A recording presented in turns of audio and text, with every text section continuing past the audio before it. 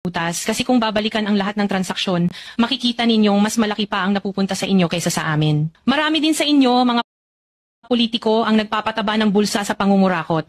Kung tutuusin, hindi lang naman kaming mga kontraktor ang nakikinabang dito. Marami din sa inyo, mga politiko, ang nagpapataba ng bulsa sa pangungurakot. Ang totoo, may hati-hati yan mula sa pinakamataas hanggang sa mga nasa gilid lang ng sistema. Huwag nyo kaming gawing panakipbutas kasi kung babalikan ang lahat ng transaksyon, makikita ninyong mas malaki pa ang napupunta sa inyo kaysa sa amin. Lahat tayo alam ang laro, pero pag nahuhuli, kami lang ang tinuturo at pinarurusahan.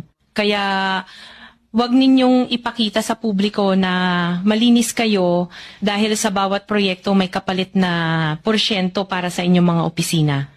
Ang sistema mismo ang nagtutulak sa amin na sumunod kung hindi kami papayag, wala kaming makukuhang proyekto. Pero sa likod niyan, kayo rin ang pinakaunang nagdidikta kung magkano ang dapat itabi para sa inyo. Kaya kung talagang seryoso kayong mag-imbestiga, wag lang kaming kontraktor ang sisihin.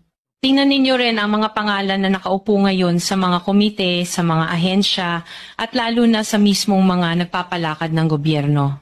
Dahil sa totoo lang, pare-pareho tayong nasa iisang lamesa